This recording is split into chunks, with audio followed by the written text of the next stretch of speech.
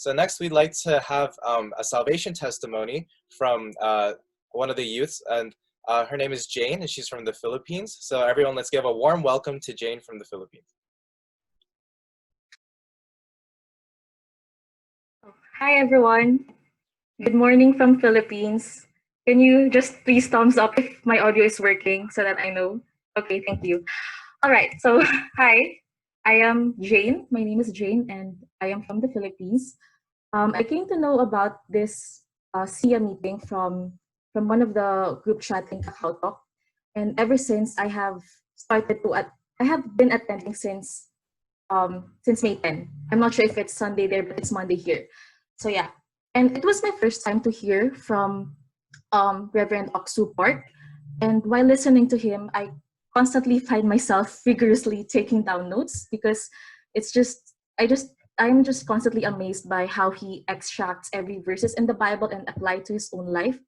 And probably the Bible seminar that really resonated with me the most is from the third day when he talked about the forgiveness of sins.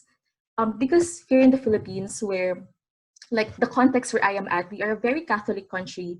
And when we pray, we are always told to ask for forgiveness, to confess your sins, everything. So you lay it out there and then like just pray to the Lord. So when I heard Reverend Pastor Oxopark says about the story in Leviticus about the laying of hands and the sacrifice of goat, it was a very new concept to me. But then it really made so much sense when he said that sin is something that I can never wash away. There has to be a sacrifice of blood. So I am reminded of this verse from First Corinthians that says, we are washed, we are sanctified, and we are justified. So hearing these words that Jesus accomplished our eternal salvation, I felt a responsibility to stand firm in my faith because I have a God who actually gave his own begotten son so that my sins could be washed. As we said earlier, as it was sung earlier in the praise and worship, I will never know how much it costs to see my sin above that cross. And in my spiritual life, I was born a Christian. I was born into a Christian faith, but I couldn't really tell before you that I've been living faithfully. One of my struggle as a Christian is I have this trust issue with a message told to me. Like when I go to church, I constantly find myself questioning a lot of things, and I just feel like my brain cells are gonna explode with all these questions. So it's very hard for me to listen. Um, yeah, and for the longest time, I always thought that Christianity is very limiting. It's very conservative. So I'm like an Israelite who already came to know the word, but then I constantly find myself wandering away. So in line with that, I'm also grateful with this SIA meeting because it kind of helped me be grounded once again to the faith that I was blessed ever since.